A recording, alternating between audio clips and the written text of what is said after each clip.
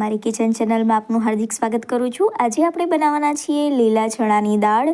એકદમ ટેસ્ટી અને હેલ્ધી લીલા ચણાની દાળ બનાવવા માટે આજે આપણે લીલા ચણાને સરસ રીતે આવી રીતના જે છે એને સાફ કરી અને કમ્પ્લીટ રાખ્યા છે। હવે આપણે એને ખાંડણીની મદદથી આવી રીતના ટીચી નાખવાના છે, અધકચરા ટીચવાના છે। એને મિક્સરની અંદર આપણે એને ક્રશ કરવાના નથી, આપણે ખાંડણીની અંદરથી આવી રીતના અધકચરા રીતે એને રેડી કરી રાખીશું। હવે આપણે એક પેનની અંદર 4 ચમચી જેટલું આપણે ઓઇલ લઈ લઈશું। આની ક્વોન્ટિટી તમે પ્લસ માઇનસ કરી શકો છો તમારા હિસાબથી, તમારા ટેસ્ટના હિસાબથી, એ ઓપ્શનલ છે। હવે સરસ રીતે તેલ આવી જાય એટલે કે તેલ ગરમ થઈ જાય પછી આદુ, મરચાં અને લસણની પેસ્ટ એડ કરી દઈશ। 1 ચમચી હળદર એડ કરી દઈશ તેલની અંદર જ, એટલે એનો સરસ એવો ટેસ્ટ આવે છે। પછી આપણે નાના ચોપ કરેલા ટમેટાને એડ કરી લઈશું। હવે એને મિક્સ કરી દઈશું અને તેલની અંદર સરસ રીતે આવી રીતના ધીમી આંચ પર 2 મિનિટ જેટલું અને અથવા તો ટામેટું એકદમ પોચું પડે ત્યાં સુધી એને થવા દઈશું।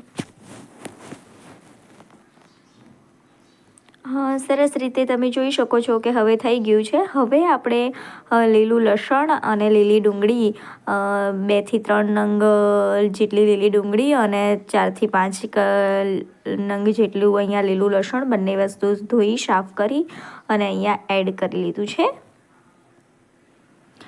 લીલા લસણથી અને લીલી ડુંગળીથી એકદમ એવો સરસ ટેસ્ટ આવે છે। અહીંયા મેં જે મરી અને જે કારા મરી હોય છે એ અને લવિંગ એ બંને વસ્તુ અહીંયા મિક્સ કરી છે, એનો પાવડર નથી લીધો। અહીંયા મેં એ 4 નંગ લઈ અને એને ટીચી અને એ એડ કર્યો છે, એનાથી એકદમ સરસ એવી ફ્લેવર આવે છે। હવે જે આપણે છે એ મરચું લઈશું, જે લાલ મરચું છે એ તમારા ટેસ્ટના હિસાબથી તમે એડ કરો છો, તમે કેટલું શાક તીખું જોઈએ છે, કેટલું મોડું જોઈએ છે એના હિસાબથી। હવે એને સરસ રીતે આપણે મિક્સ કરી અને અહીંયા એડ કરી લીધું છે।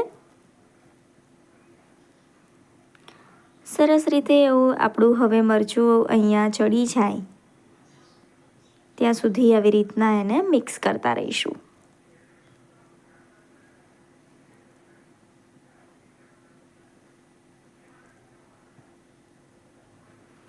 હવે જે આપણા લીલા ચણાની જે આપણે પેસ્ટ એટલે કે અધકચરા રીતે આપણે એને ટીચીને રાખેલા એ વસ્તુને આપણે અહીંયા એડ કરી લઈશું અને તેલ જે આપણો પેલો મસાલો છે ટામેટાવાળો એની અંદર જ એકદમ સરસ રીતે સોફ્ટલી મિક્સ થઈ જાય અને 2 થી 4 મિનિટ સુધી એને તેલની અંદર જ આપણે એને ચડવા દઈશું।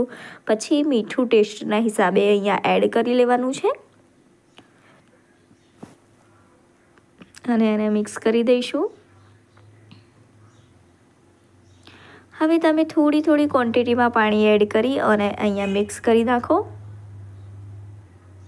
એકસાથે તમે જેટલું પાણી એડ કરશો તો એ તમને મજા નહીં આવે અને કેટલી પતલી અને કેટલી જાડી તમારે દાળ જોઈએ છે એ પ્રમાણે તમે પાણી એડ કરી શકો છો। અહીંયા હું વધારે પડતું પાણી નહીં લઉં કારણ કે વધારે એટલું મજા નહીં આવે આપણે, એટલે થોડુંક કરી અને થોડુંક ચડતું જાય પછી થોડું પાણી એડ કરીશું। એવી રીતના પાણી એડ કરવાથી આપણે દાળ એકદમ સરસ અને ટેસ્ટફુલ અહીંયા બની અને તૈયાર થઈ જાય છે। તમે જોઈ શકો છો ફ્રેન્ડ્સ કે આપણે અને બાજરીના રોટલા સાથે સર્વ કરીશું તો એકદમ એવું સરસ એને ખાવાની મજા આવી જશે અને એકદમ ટેસ્ટફુલ આપણી જે ચણાની દાળ છે લીલાની એ બનીને તૈયાર થઈ જાય છે। અને શિયાળાની અંદર લોકો ચણા અને એવું બધું હેલ્ધી વસ્તુ ખાતા હોય છે, એટલે તમે પણ એકવાર ટ્રાય કરો અને તમે હજુ સુધી મારા વિડીયો જોતા ન હોય તો મારા વિડીયો જુઓ, મારી ચેનલને સબસ્ક્રાઈબ ન કરી હોય તો સબસ્ક્રાઈબ કરો, બેલ આઇકન દબાવો જેથી મારા આવનારા નવા વિડીયોની નોટિફિકેશન તમારામાં આવતી રહે।